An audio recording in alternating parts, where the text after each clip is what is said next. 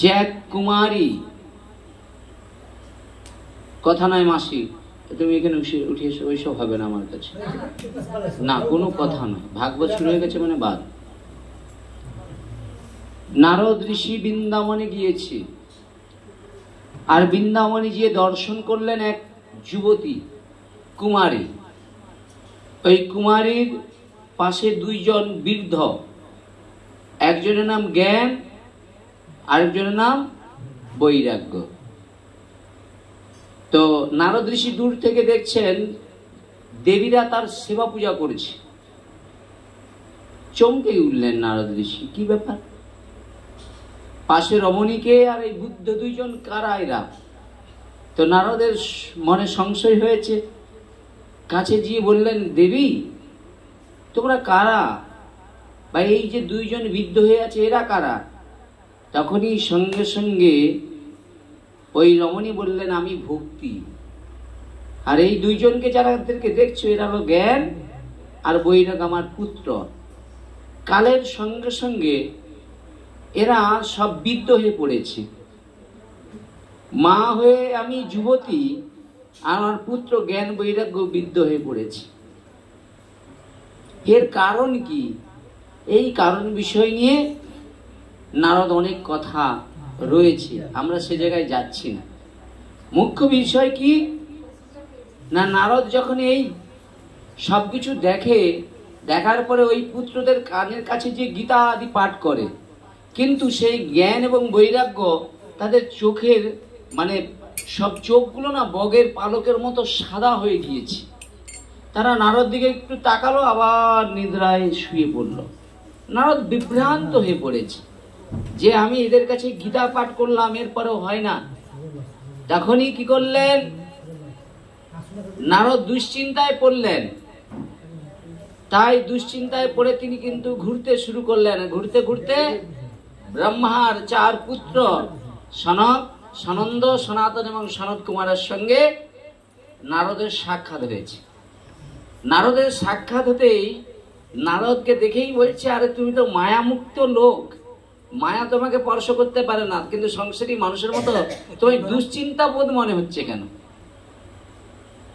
মায়া তোমাকে কখনো স্পর্শ করতে পারে না, কিন্তু মায়াবদ্ধ জীবের মতো তোমার এই দুশ্চিন্তা কেন? নারদ সব মনের দুঃখের কথা বললো। আমি বৃন্দাবনে গিয়েছিলাম, তো এই সব কিছু দেখলাম, আমি গীতা পাঠ করেছি, অনেক কিছু করেছি, কিন্তু তাদের সেই নিদ্রা ভঙ্গ করতে পারলাম না। তখনই ব্রহ্মার ওই চার পুত্র উপদেশ করলেন, একটা অপরাধ করছি কিন্তু এইখানে সে মনে হচ্ছে, কিন্তু কিছু করার নাই, হ্যাঁ দেখি বলে দেখি আমি, ঠিক আছে সত্যি কথা নিয়ে আসছো না, কি রেখে দিয়ে বাড়ি আস, রাধে নিয়ে আসতে হাতে গেলে একটু দেরি হয়ে গেছে, সর্দি আর ওষুধ কিনতে কিনতে মাথা শেষ, ভুলেইছি। হ্যাঁ এই ভাগবত আমি চন্দনকে বলছি, চন্দনও পড়ে ব্যস্ত। হ্যাঁ, তো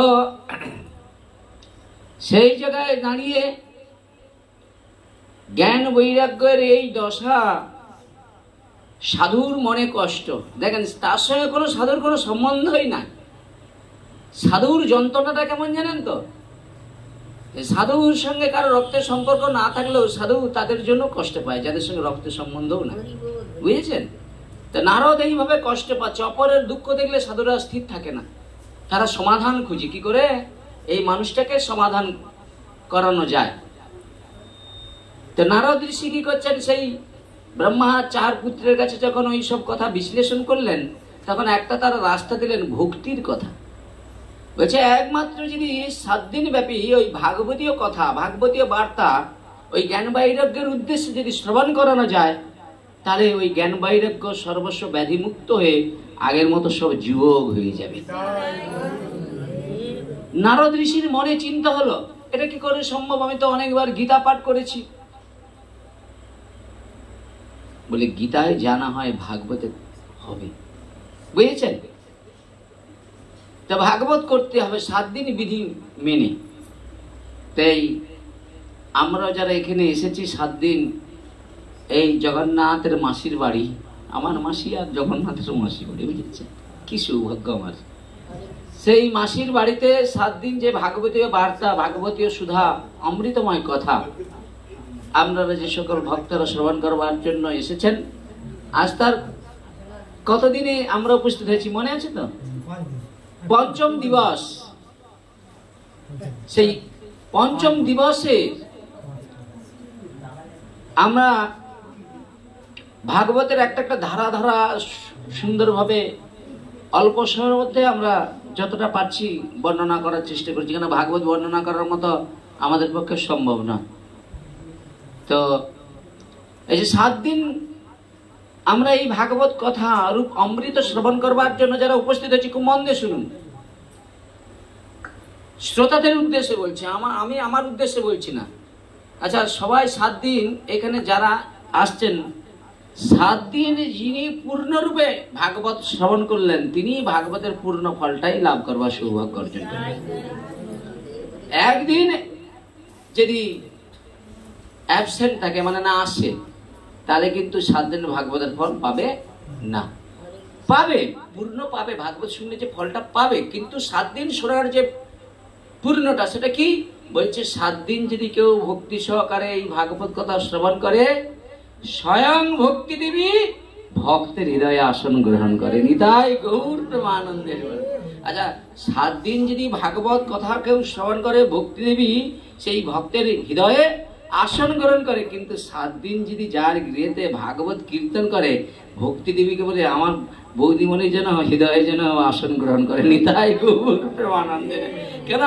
উনার হৃদয়ে যদি এসে যায়, আমার লাভটা হবে, পাশে গেলে প্রসাদ পাবো। নিতাই গৌর। কাঙাল লোক তো একটু চাই, বুঝেছেন? তো ঠাকুরের ইচ্ছা হবে। তো সেই জায়গায় দাঁড়িয়ে আমরা পঞ্চম দিবসে উপস্থিত হয়েছি। আর যে সকল ভক্ত এবং ভক্তিমতী মায়েরা নিষ্ঠার সহিত কায় মনোবাক্যে এই 7 দিনের ভাগবত শোনার সংকল্প নিয়ে এসেছেন, আপনাদের শ্রীচরণে আমার ভক্তিপূর্বক অনন্ত অনন্ত কোটি প্রণাম নিবেদন করে, আপনারাই প্রকৃত ভাগবত কৃপা পাওয়ার যোগ্য পাত্র। কেন? যারা শ্রবণ করে তারাই বেশি পায়। আর আমি এই আসনে বসেছি, বক্তার আসনে, আমার ফলটা অতটা হবে না। কেন? শ্রোতার নিষ্কাম ভাব আর আমার কামনা বাসনা মন দুটো তো পৃথক হবে। এই জন্য সেই জায়গায় দাঁড়িয়ে আমরা আজকে ভাগবত থেকে কথা অনেক শ্রবণ করেছি। আজকে শ্রী শ্রী চৈতন্য চরিতামৃত থেকে আমরা একটু ভক্ত মাধবেন্দ্র পুরীর কথা শ্রবণ করব।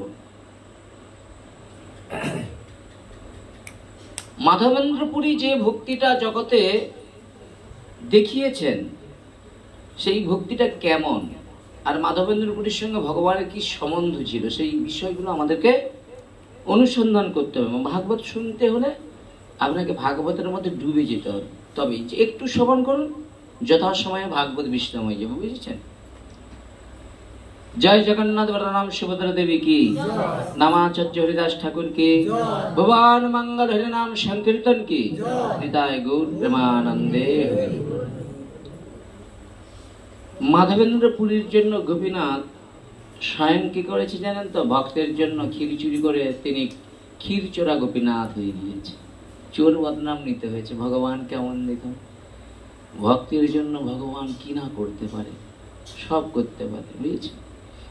অমৃতাঞ্জন এলো না, হরি বল। উড়িষ্যা প্রদেশে, উড়িষ্যা গিয়েছেন জগন্নাথ বলরাম সুভদ্রা, উড়িষ্যায় স্বয়ং ভগবান প্রকটিত হয়েছে।